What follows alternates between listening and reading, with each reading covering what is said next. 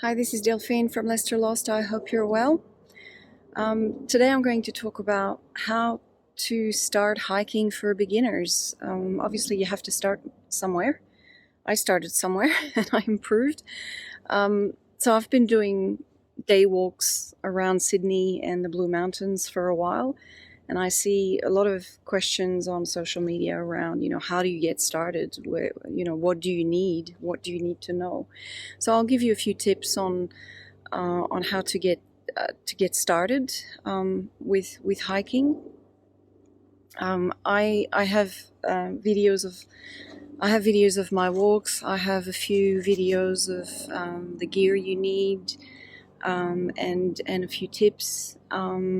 So please, give this video a like and subscribe if you're interested in more videos.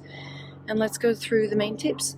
So my first tip for beginner hikers in terms of what you need to get started is a reasonable degree of fitness.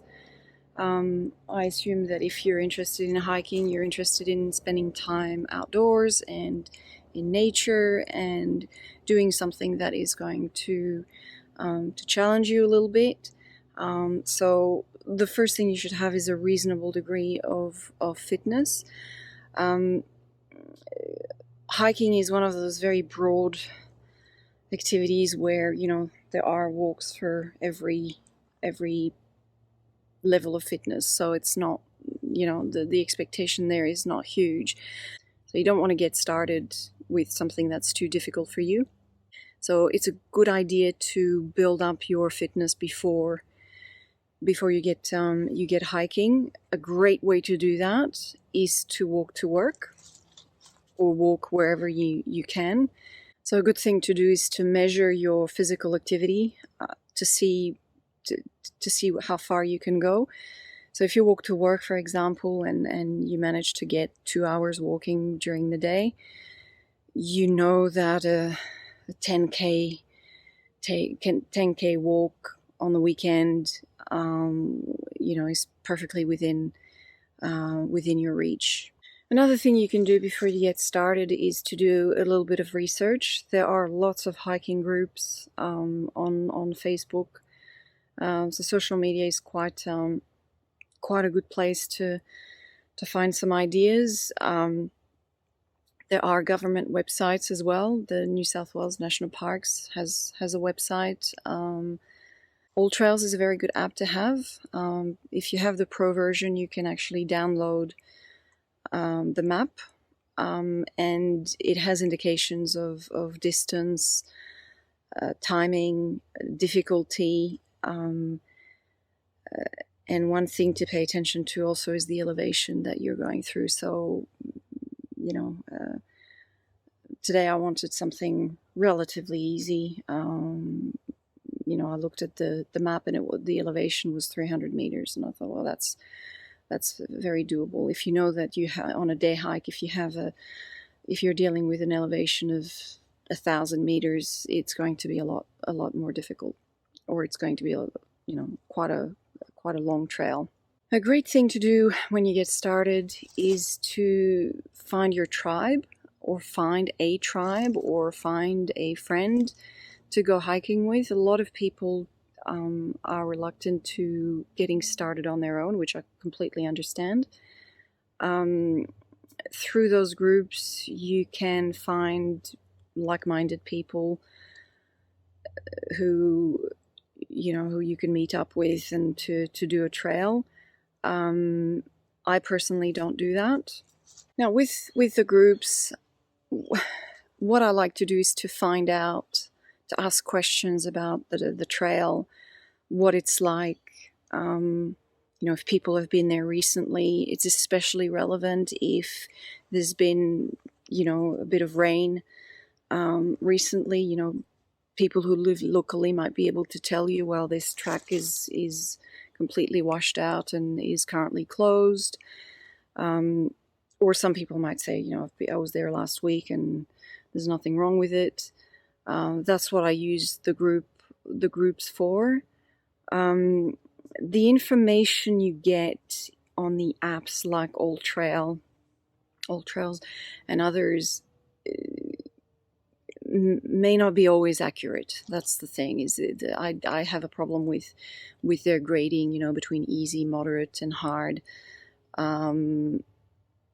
It doesn't always reflect reality. And sometimes that's a bit subjective. If you're a bit tired that day, then you're going to find the track more difficult than you would on another.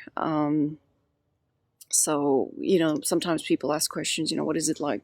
What would it be like for a 5-year-old or someone who has knee problems? So see what people say. The other thing I would say, when you look up a track, look up the track, but look up how to get there. Because if you have to drive, for example, and if you have to drive on a dirt road, make sure that it's okay for your vehicle. If you have a two-wheel drive, you don't want to find yourself on a road that's only suitable for a four-wheel drive. I went to Lochleys Pylon not long ago in the Blue Mountains. It's a fantastic walk. The road was okay, but it occurred to me that in the rain it could potentially get really difficult for a two-wheel drive. And indeed, after the big rains we've had, it was closed for a period of time. And I'm sure that the trail itself remained fine, but it was the road to get there which became a problem. So a very important element is to research how you're going to get to the trailhead and what's at the trailhead. Is there water? Is there a public toilet? That kind of thing. All of that will mean that you have some information and some degree of comfort about what you're getting yourself into. Another important question, which gets a lot of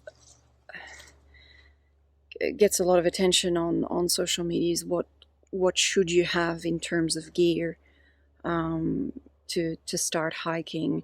Really, not very much. If you want, you don't need to start by buying all this expensive gear. Just start hiking, and as long as you have comfortable clothing, enough water, shoes are important. Your footwear matters.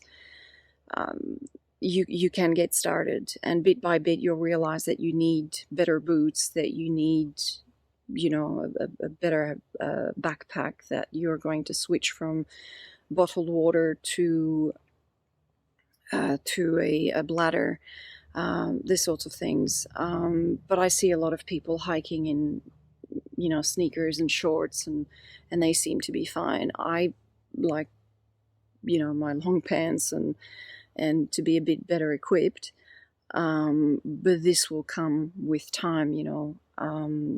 Don't be so hard on yourself that you think you need to invest a lot of money right at the beginning. I'm sure that most people have reasonably comfortable clothing in their closet to get started. So in terms of the basic gear I had when I started, I had comfortable pants. I've always had hiking boots. I'm the sort of person who would walk around the city with hiking boots for some reason. I had a backpack. Initially, it was a one that was designed to carry a laptop. It was more an urban one, so it was a bit hybrid, and I moved on from that since. I had a hat which didn't fit me very well. Always had lots of water. I had a few snacks. I had a phone. Sunscreen is important, and that's it. That's all I had to start with. Another thing I had was either a rain jacket or an extra layer in case I got cold. But that's enough to get you started. You'll find pretty quickly what you're comfortable with. Some people might find that they'll always be fine with a t-shirt and shorts, and some people might say, well, when it comes to hiking in brush and all of that, I'll do that with long pants. find out as you go along. That's the best way to approach it.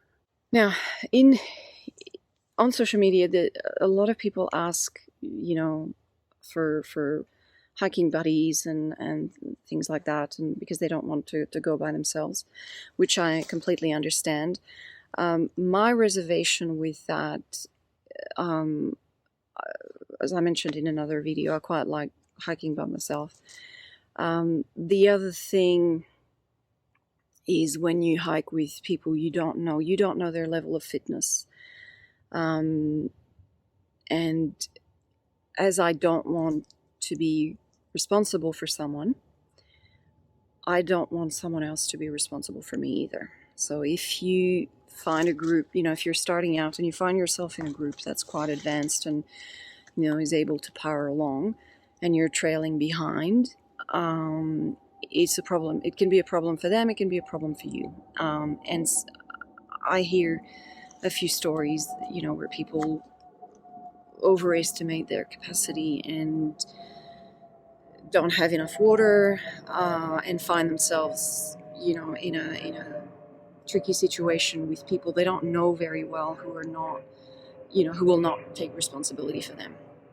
So if you do join groups, manage your expectation as to what others can do for you, because generally the expectation in the hiking world is that you hike your own hike, you take care of yourself, and if a trail is deemed hard, or difficult in any way, make sure you have the resource within you to do that. The other thing I noticed in some of the groups, and that's quite relevant to the women out there, I have been approached by guys who think it's a great way to meet women, which doesn't work for me. It's not what I'm here for. So if I was to join a group, I would go for a female group. It's as simple as that. I'm sure that some people are genuinely wanting to, get together for safety and or just to have a little bit of company. But when people send unsolicited direct messages, when the conversation could be on in the group, it doesn't fill me with confidence. So yeah, that's one of the other reasons why I'm not keen to necessarily join a group. Another thing about groups, group hikes, there's an insurance consideration. I've been asked whether I would guide walks. No, absolutely not. I'm not taking the responsibility of strangers, because if I don't know someone, I don't know their level of fitness. And I've kind of applied that with my own friends. Is if I'm not confident that they can look after themselves, it's too much of a burden for me. So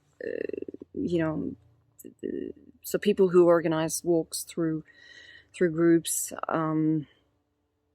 there's that question of insurance if someone gets hurt, and I wouldn't know how to resolve that. So think about that if you are thinking of just joining a group or hosting a group. I think that's the more important point.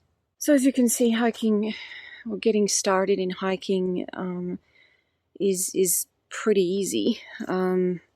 You'll learn along the way. You'll meet people that know more, and can teach you things. I think as long as you enjoy being outside and being in nature and taking a degree of responsibility for yourself and your surroundings, I think it's a great activity. As I mentioned before, Sydney is full of hiking trails that you can enjoy on the weekends. So I hope this is useful. I hope this gives you some confidence in getting started. I don't think I've said anything, you know, absolutely stellar in here, because it is that simple, and it is extremely pleasant. I know that I now make sure I get out at least once a week, on the trails. So if you enjoy this video, if you're interested in more, please subscribe, and I will see you in the next one.